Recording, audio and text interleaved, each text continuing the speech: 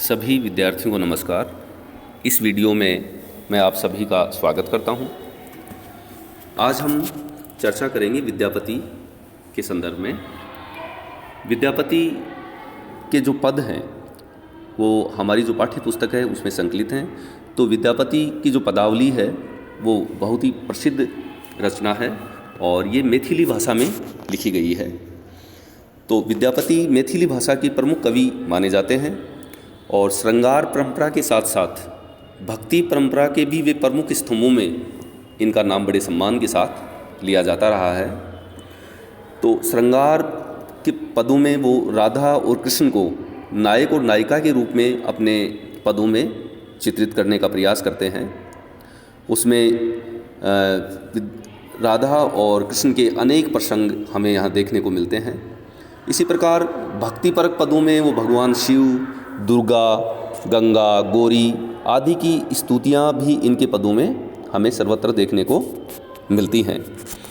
अन्य पदों में जैसे मिथिला जो प्रदेश है वहाँ का जो लोक जीवन है उसका चित्रांकन भी इनके पदों में किया गया है। तो इस प्रकार विद्यापति जो 14वीं शताब्दी के मैथिली भाषा के प्रसिद्ध कवियों में इनकी गणना की जाती है। तो आज हम विद्यापति के जो पद हैं पद को आधार बनाकर व्याख्या करने का प्रयास करेंगे। कि आप ये देखिए कि जो प्रस्तुत पद है इस प्रस्तुत पद का पहले इसको मैं पढ़ता हूँ और उसके बाद में इसकी व्याख्या करने का प्रयास करेंगे। कि सुन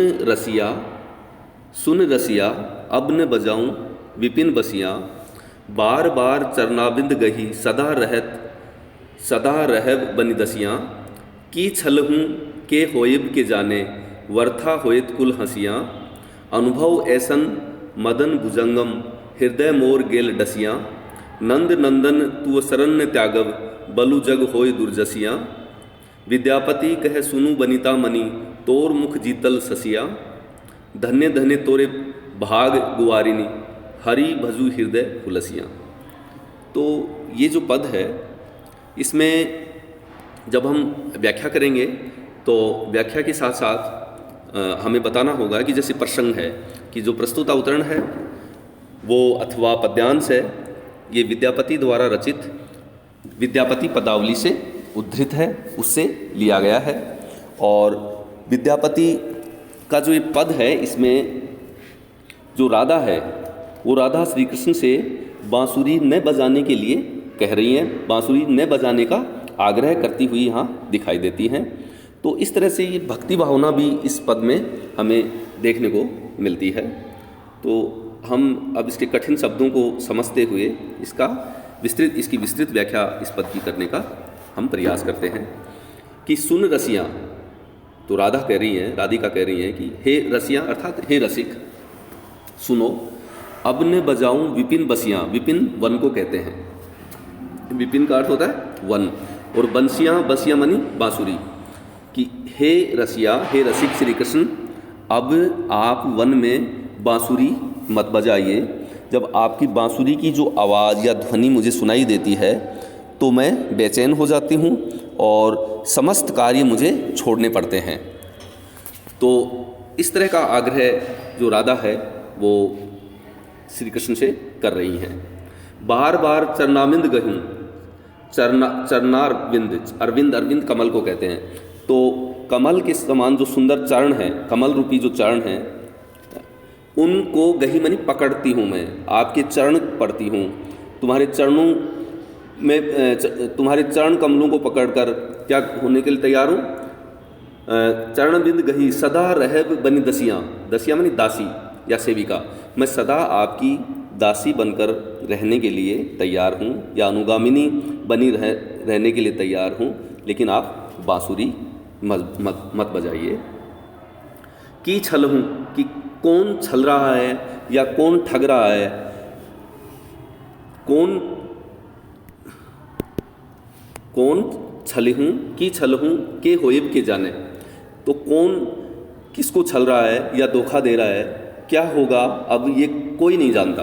कि की छल हूँ के होयब के जाने, कि कौन तो छल रहा है, कौन धोखा दे रहा है या नहीं दे रहा है या छल कपट कर रहा है, और की होयब के जाने, और क्या होगा क्या नहीं होगा ये कोई नहीं जानता। वर्था होयत कुल हंसियाँ, वर्था माने बेकार में ही, व्यर्थ में ही मेरे कुल की हंसी हो जाती है, सबको हमारा जो प्रेम है वो प्रकट हो जाता है। तो ऐसी स्थिति में हे श्री कृष्ण आप बांसुरी मत बजाइए। फिर वो बांसुरी से जो अपना जो अनुभव है उसको देखिए किस तरह से बखान कर रही हैं। अनुभव ऐसन मदन भुजंगम, मदन कामदेव को कहते हैं। तो कामदेव रूपी सर्प, ये अनुभव कैसा है कि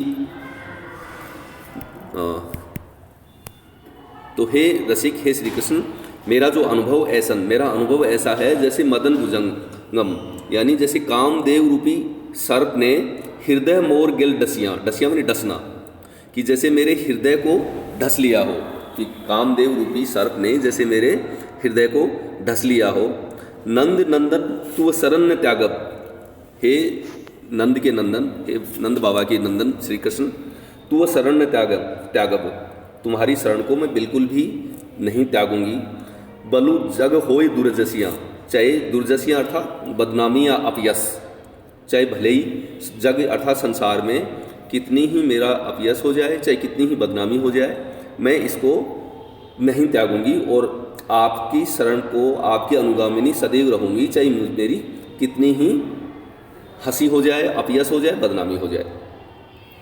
विद्यापति कहे सुन बनीता मनी, विद्यापति कवि कह रहे हैं नीचे वाली पंक्ति में देखिए कि विद्यापति कहे सुन बनीता मनी, बनीता स्त्री को कहते हैं, तो स्त्रियों में श्रोमणी या रमणियों में श्रेष्ठ विद्यापति कहते हैं, विद्यापति कवि कहते हैं कि सुनो बनीता मनी, हे बनीता मनी, हे रमणियों में श्रेष्ठ, हे स्त्रियों, बनीता स्त्री को कहते हैं तो स्त्रियों में श्रेष्ठ, तोर मुख जीतल ससियाँ, ससी बनी चंद्रमा, ससियाँ, तुम्हारे मुख ने चंद्रमा को भी जीत लिया है, अर्थात कि तुम्हारा जो मुख है वो चंद्रमा से भी ज़्यादा सुंदर है।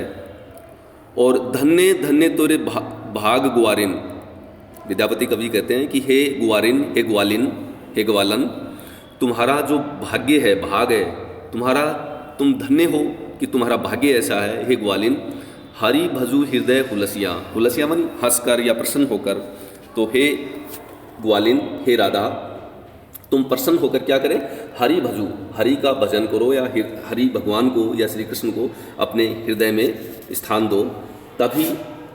तो इस तरह का भक्ति भाव भी इस पद में हमें देखने को मिलता है। और इसमें मदन भुजंगम और इस तरह से रूपक अलंकार ये सब भी देखने को यहाँ हमें मिल रहा है। अब हम विशेष की बात करते हैं। जब विशेष में हम जब बात करते हैं तो भाषा मैथिली भाषा है ही, आप जानते ही हैं कि विद्यापति मैथिली भाषा के कवि हैं, और अनुप्रास और रूपक अलंकार यहाँ देखने को मिलता है। मदन भुजंगम में रूपक अलंकार है, और इसी तरह से चंद्रमा से जो तुलना की गई है, मुख की चंद्रमा, अरविंद चरणाबिंद, यहाँ चरणाबिंद में भी रूपक अलंकार है। तो अनुप्रास अलंकार भी यहाँ देखने को मिलता है। व्यतिरेक अलंकार भी यहाँ प्रयुक्त हुआ है। पद योजना और गति और तुक के अनुरूप है। और हरि भजु हृदय हुलसिया में आध्यात्मिक संकेत यानी भक्ति भाव का संकेत भी यहाँ कवि द्वारा दिया गया है। तो ये न केवल राधा और श्री कृष्ण का श्रृंगार के साथ साथ भक्ति का संदेश भी यहाँ कवि देते हुए हमें दिखाई देते हैं। धन्यवाद।